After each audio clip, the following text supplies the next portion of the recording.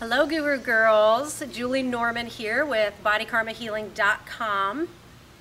This video blog, we are exploring the fourth chakra center, Anahata, the heart chakra. So we pay a lot of attention to the heart in yoga. We take Anjali Mudra. We talk about open-heartedness, compassion, love, joy, peace. Those are all things that fall into the vibration of the heart chakra. We are at the center of the chakra system. So previous blogs have been covering the first three chakras, from the roots up into water, up into fire, and now we come into the element of air. So I have this beautiful green natural background to give us the impression of the color of the heart chakra. Green. We're going to do 3 simple yogic practices today to help balance and open the heart chakra. This chakra tends to be really closed down, especially towards ourselves. Self-love is where we really struggle when it comes to painful body image and eating in alignment. Because to be comfortable in our bodies, to take care of our bodies, is an expression of self-love. And if it's hard to do that, we need to come back to the roots and come back to working at loving ourselves first and attending to this main energy center to help make this happen. So read over the blog that goes with this video. So you have some other details about the heart chakra. And let's go ahead and do 3 practices. Number 1, this is the element of air. It has to do with the heart and the lungs and the upper back and the chest and the arms. So breath is key to a healthy heart chakra. It's the foundation of yoga, but here we want to pay special attention to breath. So our Dirga breath, the complete breath, 3 to 5 seconds in, 3 to 5 seconds out, that's a given. Anytime you're practicing, anytime you're anxious, come back to Dirga breath. But I want to teach you another pranayama today, the Ha breath. We're going to work with the arms. I want you to just start swinging the arms, crossing over in front of the body. Just gently, down in front of those lower chakras, and loosening up the shoulders, chest, and upper back. Just breathe easy here, Dirga breath.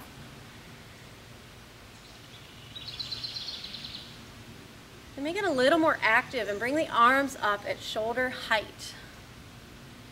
Really feel into the shoulder joint, the back muscles, the chest muscles, grounded down in the roots, through the feet and the legs.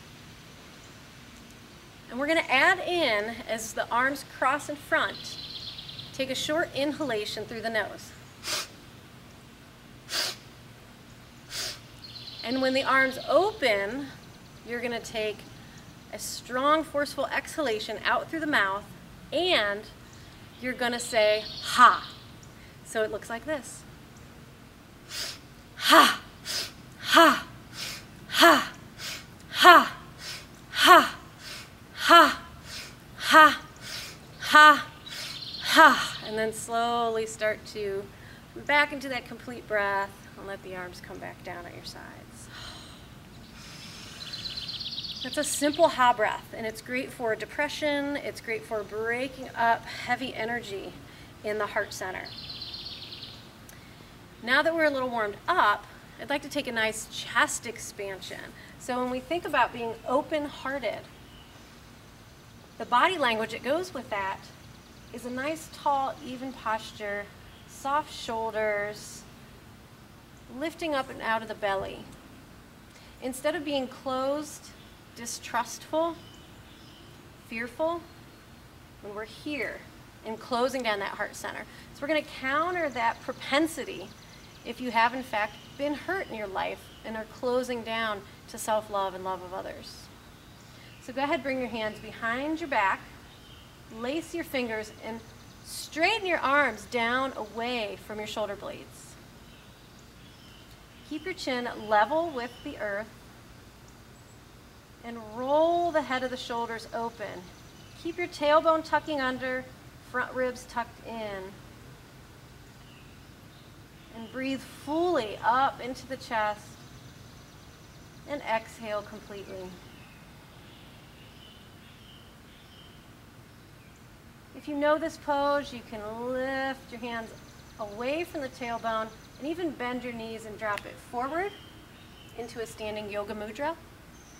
And you could also do that kneeling and taking your forehead to the ground, lifting the hands up over the shoulders.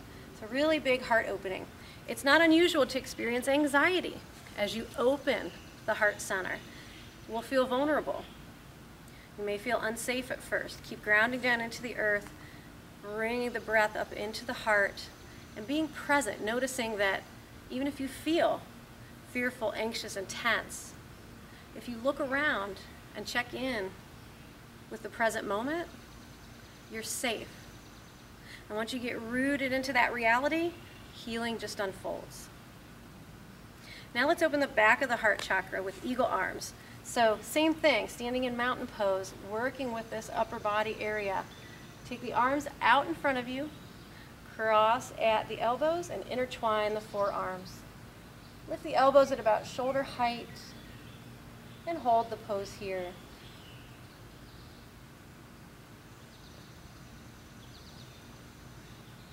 You'll want to do that on both sides for about 8 breaths. Opposite cross of the arms, intertwine, and hold. Really feel the breath come up and into the back body, the shoulder blades, and the space between the shoulder blades. So you've got 3 things to work with this week: the Ha breath pranayama, chest expansion, and eagle arms. One more piece to this video blog on the heart chakra. Most of the clients that come to work with me or work with me over the internet and over the phone are coming to me because they struggle with emotional eating. Now, emotional eating can be under-eating, restricting, chronic dieting, and it can be overeating, binging. We tend to think of emotional eating just being about the second thing, overeating, but to restrict your body's needs is a form of emotional eating. You're battling at the third chakra to keep emotions at bay, and they can't get up into the heart center where they can heal. So if you struggle to tell if you're emotionally hungry or physically hungry, I want you to practice this little exercise. Stand in your kitchen or wherever you may be when you're trying to decide this, and ask yourself, where in my body do I feel the need for food? And notice where your hands tend to go. Notice the parts of your body you may be touching. We pay attention to our body language. It tells us a lot.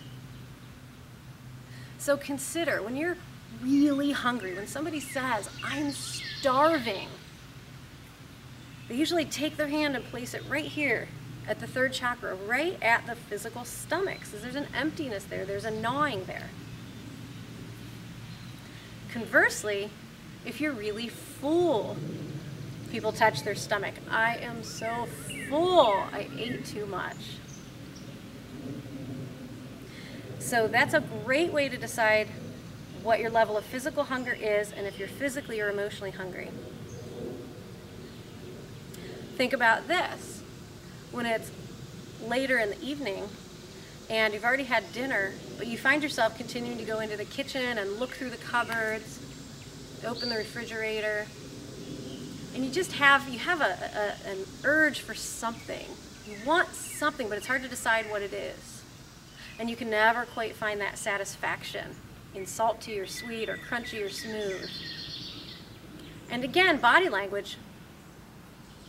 We tend to be touching the heart center, the throat, or the face, the mouth. Those are key signs that there's emotional hunger.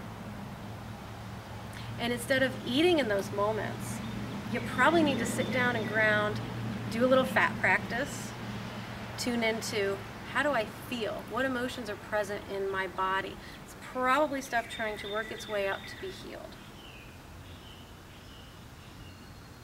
Thanks again for watching. Please feel free to share your comments or questions with me on the website blog or privately. It's always an honor to be with you on your journey. Remember that you are divine. Namaste.